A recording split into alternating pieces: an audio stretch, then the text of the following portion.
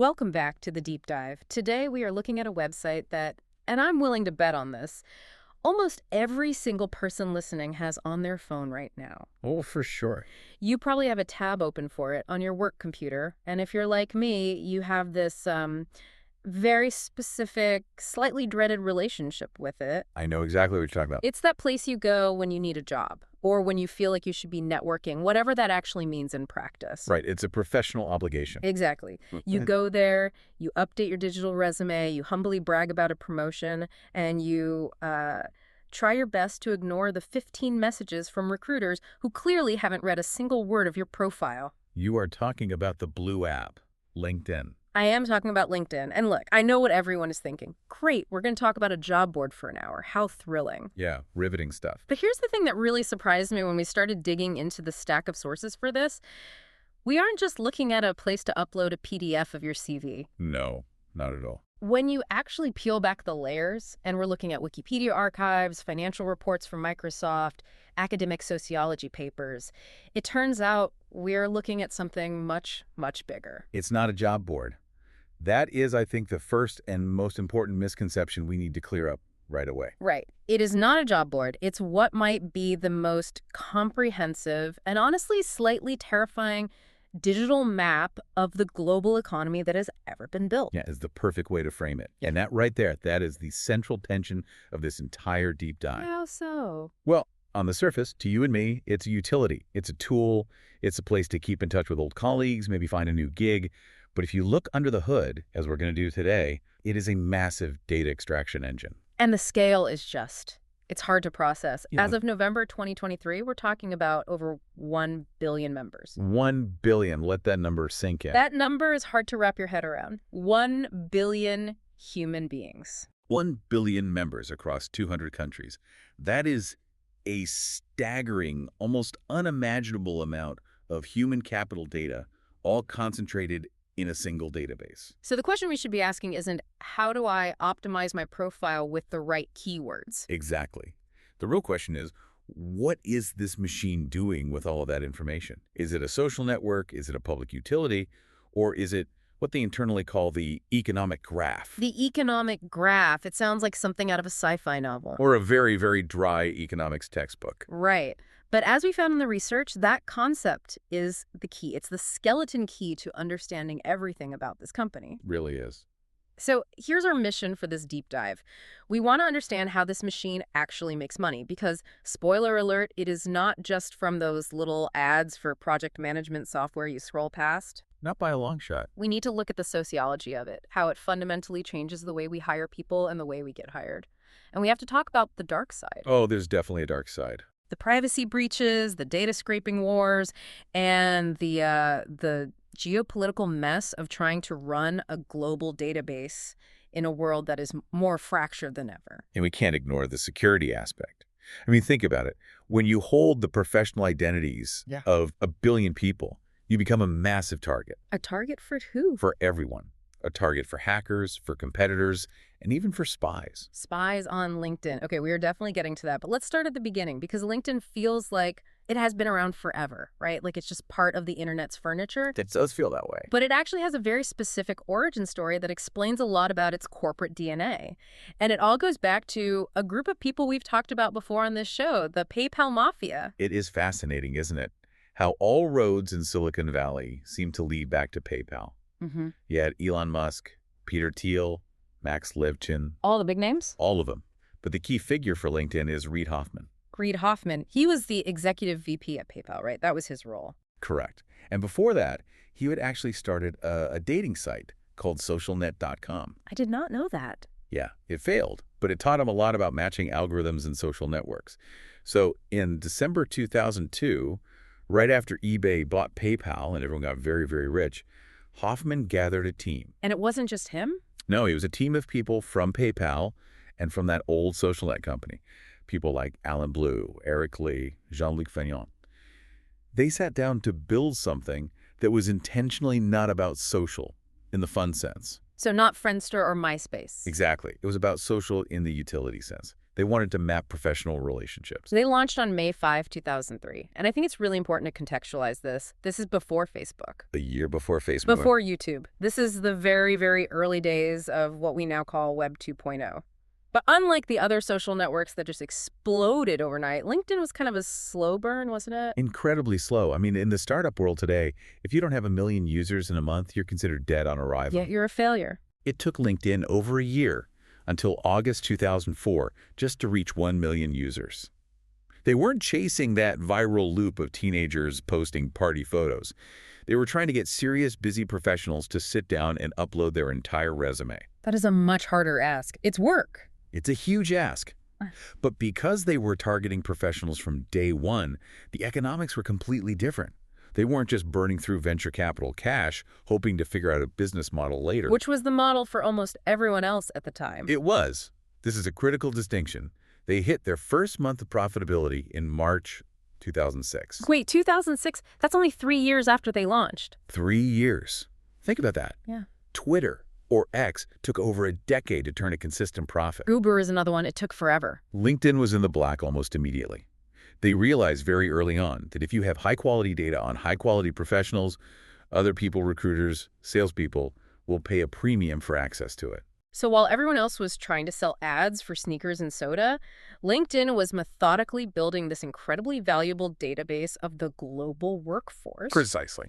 Fast forward a few years, they are growing. They're opening offices in India, Ireland, Australia. It's becoming a global thing. And then we get to 2011, the IPO. The IPO moment. This seems like the moment the rest of the world, especially Wall Street, woke up and realized, oh, this isn't just a boring resume site. It was a massive wake-up call. They filed in January 2011 and started trading in May under the ticker LNKD. And on the very first day of trading, the stock rose 171%. 171% in a single day. That is unheard of. It closed at $94.25, more than double the initial offering price. It was the biggest tech IPO since Google. Wow. And the reason investors went absolutely crazy for it wasn't because the website was fun to use or had amazing engagement metrics. No, it's pretty dry. It was because they saw the moat. They saw that LinkedIn had convinced millions and millions of professionals to voluntarily maintain and update their own data for free. They outsourced their data entry to the entire world. Essentially, yes. Yeah. And by 2011, they were actually earning more from advertising revenue than Twitter did, which shocks most people. That is shocking. I always think of Twitter as the ad machine from that era. But I guess high-value targets, CEOs, VPs, decision makers are worth a lot more to advertisers than random teenagers. An order of magnitude more. But that independent era didn't last forever. We have to talk about the biggest shift in the company's entire history, the moment they got swallowed by a giant. The Microsoft acquisition. I remember when this happened in 2016, and the price tag was it was eye-watering. June 2016, Microsoft announces they're acquiring LinkedIn for $196 per share. The total deal was valued at $26.2 billion. $26.2 billion in cash. All cash. Even for a company the size of Microsoft, that is a massive check to write. Why? What was the strategic logic there? At the time, it was Microsoft's largest acquisition ever. It's only been surpassed recently by the Activision Blizzard deal. Right.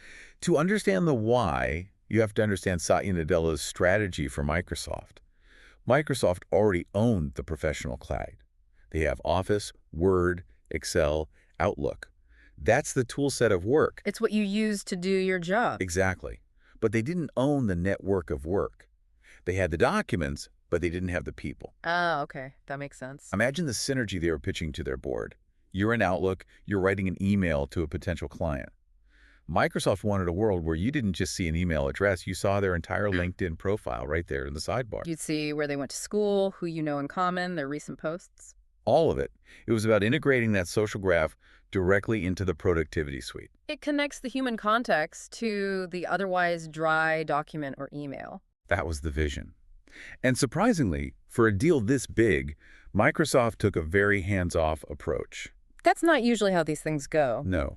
Usually, when a big company buys a smaller one, they gut it, they integrate it, and they completely destroy the culture. They absorb it. Right. Microsoft did the opposite. They let LinkedIn run as a distinct, independent entity. Jeff Weiner, the CEO at the time, stayed on and reported directly to Satya Nadella. They kept their brand, their culture, their offices. It was a very smart move. Speaking of Jeff Weiner, he seems like a really pivotal character here. He ran the company for 11 years before stepping down in 2020. He did. He became executive chairman, and Ryan Roslansky stepped up as CEO. And in the research, it's Weiner who really pushed this concept of the economic graph. We dropped that term in the intro, but we need to really dig into it. What is the economic graph, practically speaking? So in 2012, long before the Microsoft deal, Jeff Weiner articulated his vision.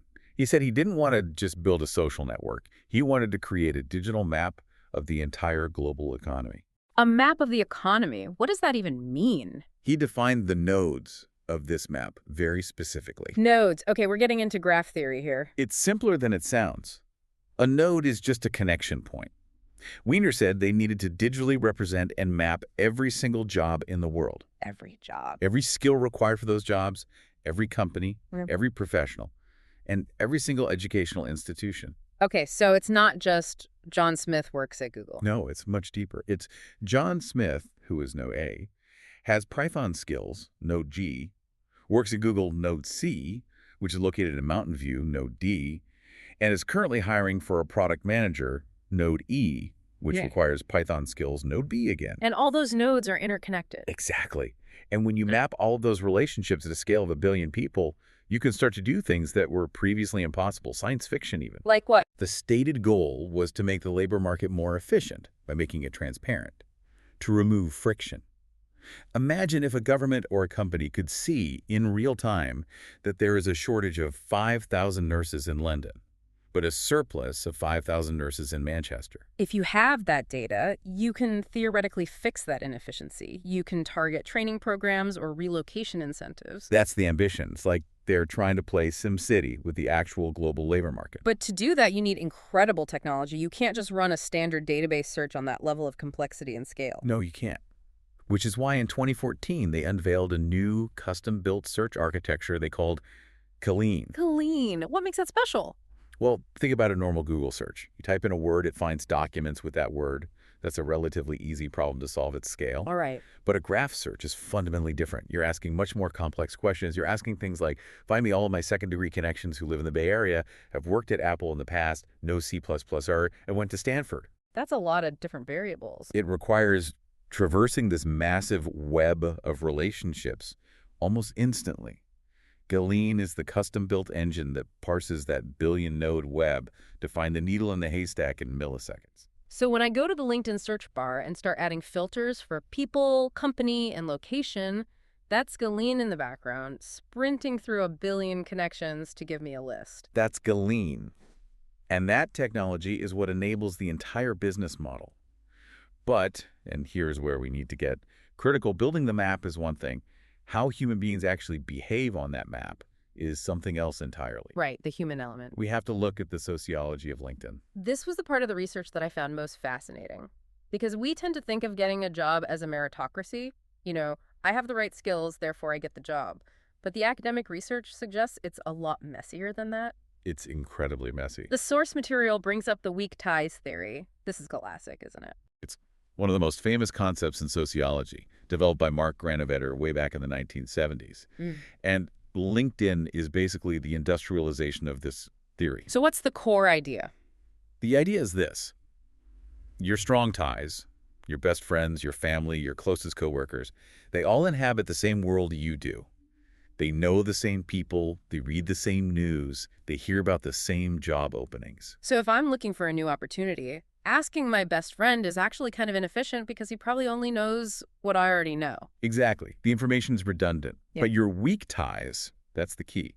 The guy you met at a conference 3 years ago, the woman you worked with on one short project at a previous job. People on the periphery of your network. Right. They move in different circles. They have access to new information that you do not have. And research has proven this out on LinkedIn specifically. Oh, really? Yes. A study published in Research Policy in 2017 analyzed PhD holders on the platform. It confirmed that those who had larger, more diverse networks of weak ties were significantly more likely to transition successfully from academia into industry jobs. So the platform's real value isn't actually keeping in touch with your friends. It's hoarding acquaintances. It is about maintaining a low-maintenance digital Rolodex of people you barely know, because statistically, one of them is going to be your bridge to your next opportunity. But there's a darker side to this digital map. It's not a neutral map, is it? The research from sociologist Ofer Sharon talks about something called the filtration effect. This made me really rethink how we present ourselves online. Ofer Sharon's work is absolutely essential here. He didn't just look at the data, he interviewed unemployed workers and recruiters to understand how the hiring process actually works in the LinkedIn era. And what did he find? He found that platforms like this create all these new structural barriers that have almost nothing to do with your actual ability to do the job. What kind of barriers? Visuals, for one. The profile picture. In the old days of paper resumes, at least in the US, you never included a photo. It was considered a way to avoid bias based on race, age, gender. Sure. On LinkedIn, a photo is basically mandatory if you want to be taken seriously. Sharon found that people get filtered out, consciously or subconsciously, based on the perceived professionalism of their headshot. And also based on the personal narrative, the about section. Yes, how you construct your personal brand. So if you are an amazing engineer, but you're bad at taking selfies, and you're not great at writing marketing copy about yourself, you lose. You become invisible. You're invisible. The algorithm and the recruiters filter you out before they even look at your GitHub or your actual credentials. It exerts this massive pressure on every worker to become their own personal brand manager. You have to perform your professional identity. Constantly. It's a performance of employability. That explains all those posts we see, right? The "I'm humbled and honored to announce." It's a performance because we all know we're being watched and judged by the algorithm and by 100 potential future employers. And another study from 2019 showed that this creates something called a bifurcated market. Bifurcated, meaning split in two. Yes. How does that work? The researchers found a stark class divide in how the platform is used. For high-skilled, high-demand workers, think AI engineers, senior executives, recruiters, use LinkedIn to actively poach them. These are the passive candidates. Exactly. These people aren't even looking for jobs. The jobs come to them through InMail. For them, the platform is a red carpet. Must be nice. But for everyone else, lower-skilled workers, generalists, people in administrative roles, LinkedIn works completely differently. Recruiters don't hunt for them. They just post an ad and let thousands of people apply and fight over it. So for that group, it's not a red carpet, it's a gladiator arena. That is a depressing but very accurate way to put it. And there was one more piece of research that totally contradicted the advice everyone gives you. We always hear, get a referral is the golden ticket. But the data says, maybe not. This was a fascinating study from the Foster School of Business. They found that job seekers were actually less likely to get a referral from a connection if they were in the same field. Wait, that seems completely backwards.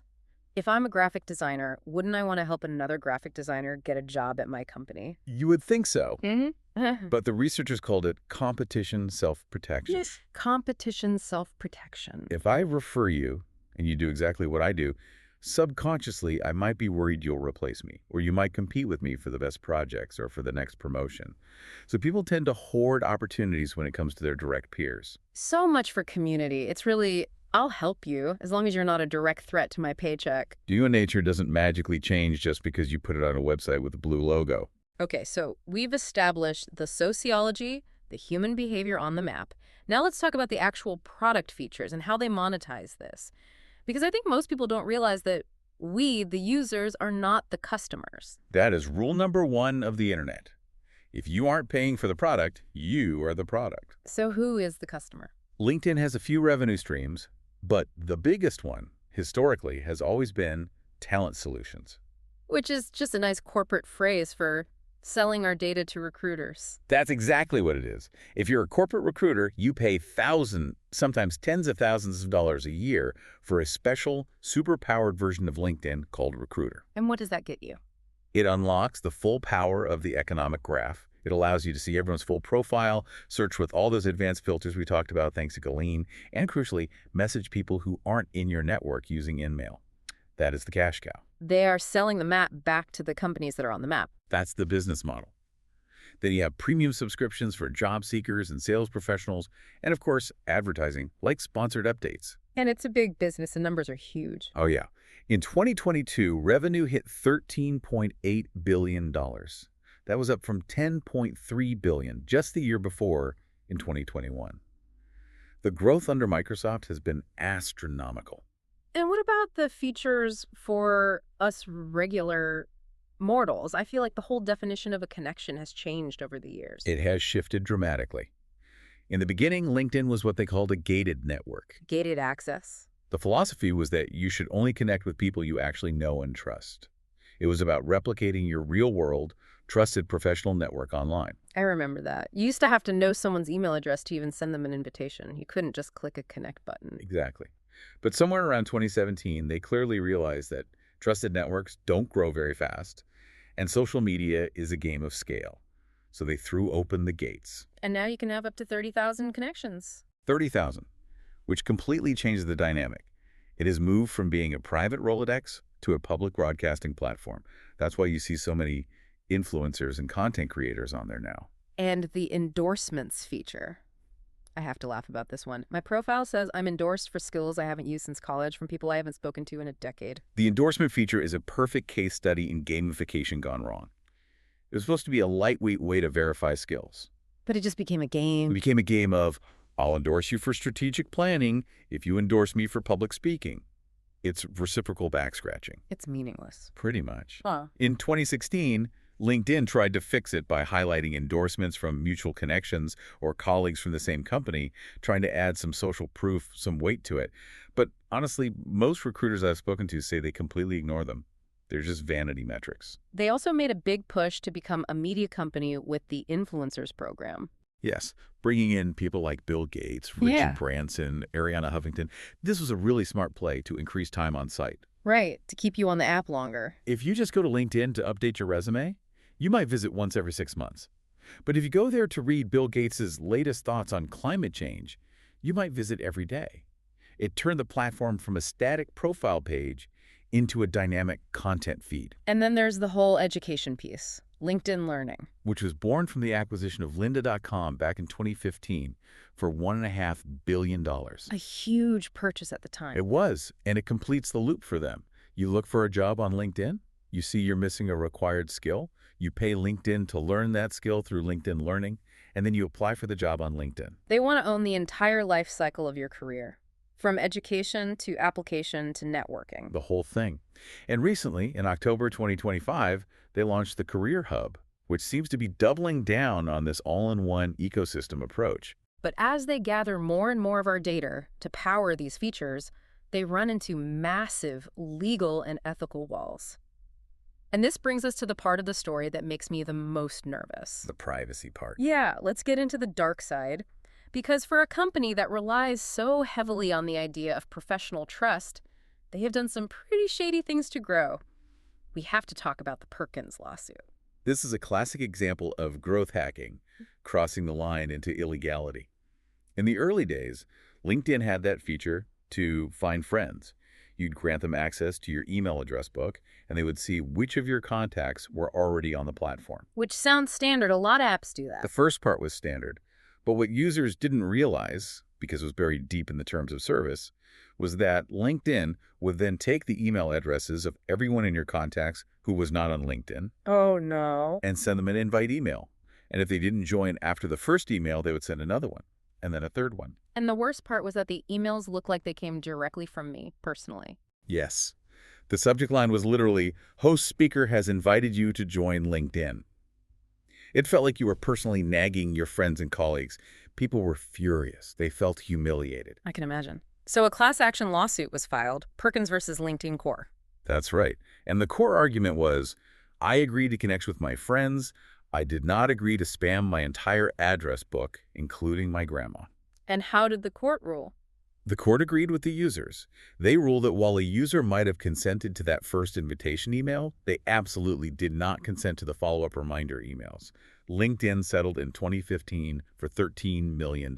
Which for them is a rounding error. A slap on the wrist financially, but it was a huge reputational hit, and it forced them to stop that specific aggressive behavior. But that was about how they misused internal data. There's also this huge war over who owns the data once it's made public, the HiQ Labs versus LinkedIn case.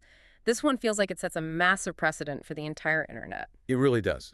This is all about the practice of data scraping. So HiQ Labs was a data analytics startup. And what did they do? They built a business model around scraping public LinkedIn profiles to analyze workforce trends. So they could tell their clients things like, engineers at this company are likely to quit soon. based on changes to their profiles. And to be clear, they weren't hacking into LinkedIn's servers. No, not at all. They were just writing automated scripts to visit the public-facing pages and copy the information that anyone could see. They were doing what a human could do, but at the speed of light. LinkedIn didn't like that. LinkedIn hated it. They sent a cease and desist letter citing the Computer Fraud and Abuse Act, the CFAA, which is an anti-hacking law. They basically said, this is our data, it's on our servers, you are breaking into our house. And the court said? The court sided with HiQ. They granted a preliminary injunction that forced LinkedIn to allow them to continue scraping. The reasoning was profound for the future of the web. What was the reasoning? The court argued that if a user chooses to make their profile public visible to the entire world without a password, then the company, in this case LinkedIn, cannot use anti-hacking laws to stop someone else from looking at it. That is huge. It basically says if you put something in the public square, you can't be mad when someone takes a picture of it. That's the perfect analogy. Thank you. But this creates a security nightmare. If scraping public data is legal, how do you distinguish between a startup like HiQ and a bad actor from Russia harvesting data for identity theft or phishing campaigns? And we know the bad actors are there. We absolutely have to talk about the 2012 hack. The 2012 hack was the moment LinkedIn, I think, lost its innocence in the public eye. Hackers stole 6.4 million passwords. But the real scandal wasn't just the theft. It was the sheer incompetence of their security practices. They were storing passwords as unsalted SHA-1 hashes. They were. Okay, we need to pause and explain that. For the listener who isn't a cryptographer, what is unsalted SHA-1 and why is it so bad? Okay, think of hashing a password like putting through a shredder. You can't tape it back together to read the original password, but if you have the shredded remains, you can check if they match another shredded document. Okay. SHA-1 was a type of shredder they were using, and by 2012, it was already known to be a weak, outdated, and insecure type of shredder. And what about the salt? Salting is like throwing a handful of unique, random glitter into the shredder along with each piece of paper. It makes the resulting shredded mess unique to that specific piece of paper. So even if two people have the same password, the shredded result will be different. Exactly. If you don't salt the passwords, then the password 123 always shreds into the exact same string of characters. Hackers have these massive lists of pre-shredded common passwords. They're called rainbow tables. Because LinkedIn didn't salt them, the hackers could just look up the hashes in a table and crack millions of them almost instantly. That is a Security 101 failure. It's basic stuff. It was grossly negligent. And the fallout from that one breach lasted for years. In 2016, a new data dump appeared online. 117 million login credentials, email and password combinations, likely from that original 2012 breach, appeared for sale on the dark web. For how much? For about $2,200. $2,200 for 117 million accounts. That is terrifyingly cheap. It shows how commoditized our personal data has become. And the security issues didn't stop there. In 2021, you might remember reports surfacing of 500 to 700 million user records being leaked. I do remember that. It was all over the news. Now, LinkedIn's defense to this was very interesting. They said, we weren't hacked. This was just aggregated scraped data. So they were falling back on the HiQ ruling, saying that someone just scraped what was already public and put it all in one big, convenient database for criminals? That was their argument. But to you, the user, does it really matter? If your phone number, your email, your entire work history, and your location are for sale on a hacker forum, do you care if the data was technically obtained via a hack or just a scrape? The end result is the same. My privacy is compromised. The result is identical. And there was one other feature that really creeped me out when I was reading through the source material. The intro feature from 2013. Oh, this was wild. This is peak Silicon Valley hubris. What did it do? So LinkedIn wanted to integrate more deeply with the iPhone Mail app.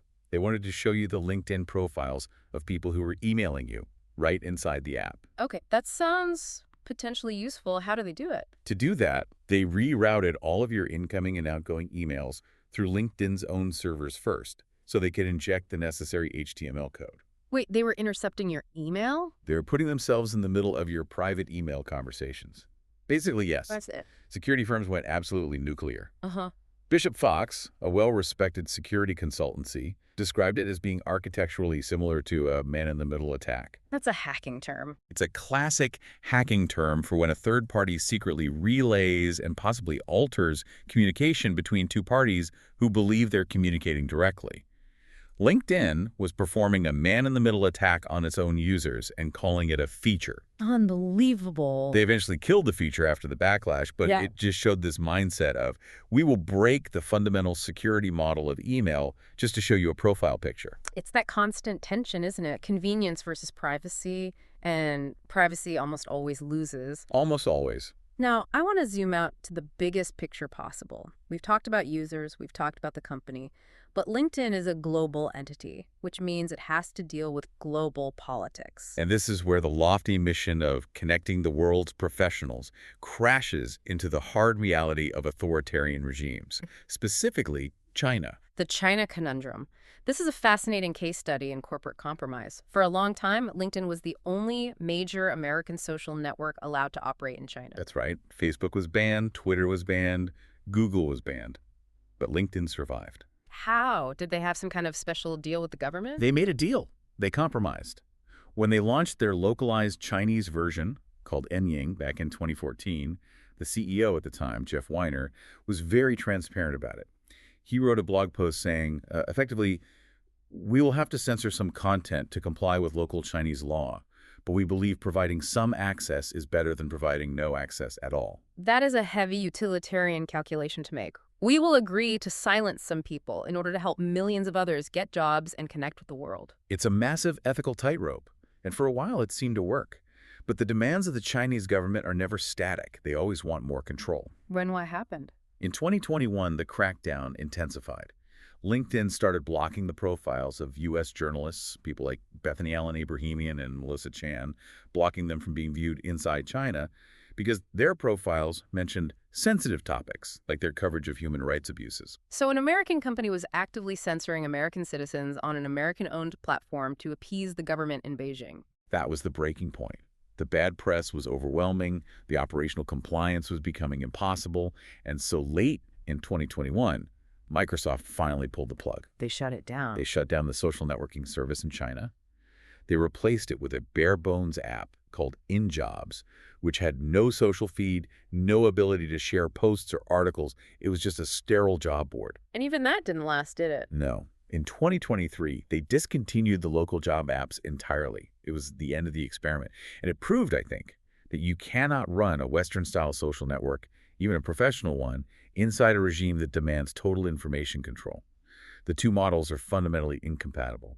And Russia was even stricter, right? They didn't even get to the censorship phase. They just got banned outright. Russia kicked them out in 2016. No. Russia passed a data sovereignty law that requires any company holding the personal data of Russian citizens to store that data on servers physically located within Russia. And LinkedIn refused. LinkedIn refused to move the data, so Putin pulled the plug. LinkedIn is blocked in Russia to this day. It was removed from the App Store and Google Play there. If you're a professional in Moscow and you want to update your resume, you have to use a VPN. It really shows that the economic graph has hard borders. It is not truly global. But where there are borders and where there's valuable data, there are spies. And this part of the outline reads like it's straight out of a spy novel.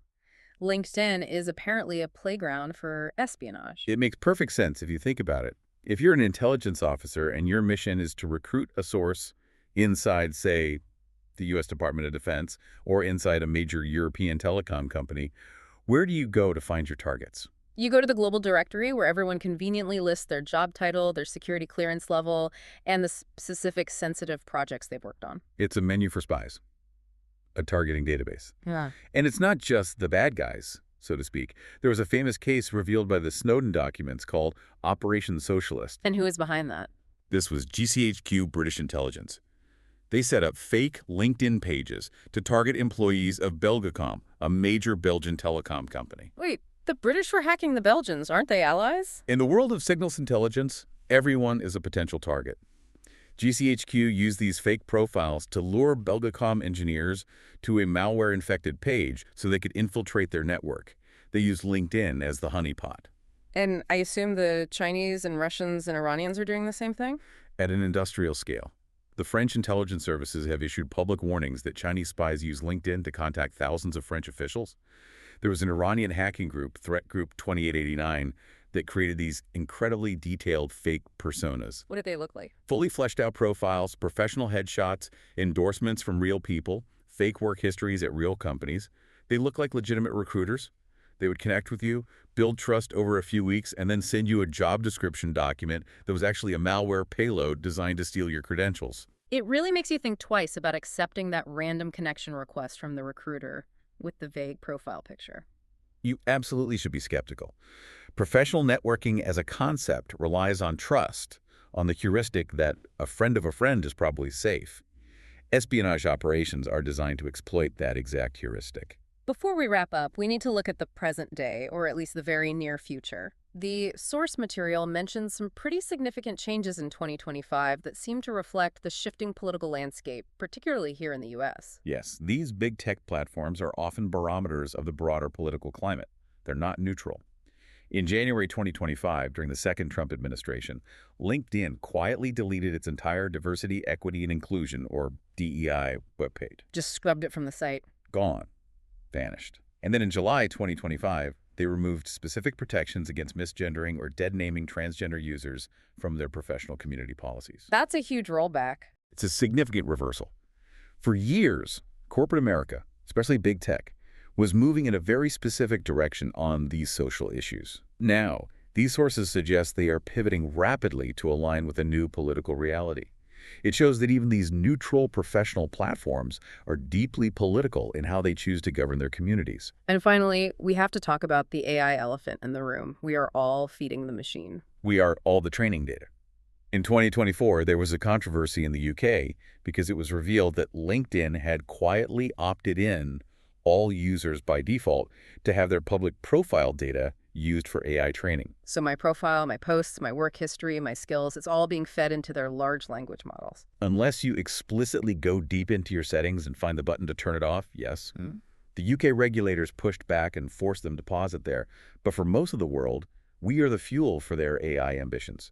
The economic graph is becoming the brain of an AI. So we've covered the history, the sociology, the money, the lawsuits, the spies, and the politics. It is a massive, complex, and powerful beast. It is so much more than a digital resume. So let's try to synthesize this for the listener. When they open that blue app tomorrow morning to scroll through the feed, how should they see it differently? I think you have to see it as a trade, a very explicit trade. You are trading your data, your entire professional life history, updated in real time for access to the network and the opportunities it provides. And that trade can have real value. It can. It can get you a job. It can help you build your career. But you cannot be naive about the cost of that trade. You are a node in a graph that is being sold to recruiters, scraped by startups, and monitored by governments. Oh, be intentional about it. Be very intentional. Curate what information you choose to make public. Understand that your weak ties are powerful, but the platform itself is not your friend. It is a marketplace, and you are the inventory. I want to leave us with a final provocative thought based on where this is all going. We mentioned the new Career Hub and the AI agents that LinkedIn is rolling out in 2024 and 2025. Right. If LinkedIn has all the data, they know who I am, they know my skills, they know what jobs are open, and they know who the recruiters are. I see exactly where you're going with this. Are we moving toward a future where I don't even apply for jobs anymore? Where the LinkedIn AI just talks to the recruiter's AI, they negotiate in the background, and they just tell me where to show up for work on Monday? That is the logical conclusion of the economic graph. A completely frictionless labor allocation system. Yeah.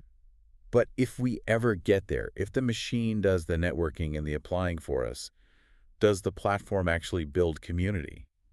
Or have we just built a massive, silent, automated vending machine for human capital? A vending machine for human capital. That is a haunting image, and definitely something to mull over the next time you get an email asking you to endorse someone for strategic planning. Thanks for listening to The Deep Dive. We'll see you next time. Goodbye.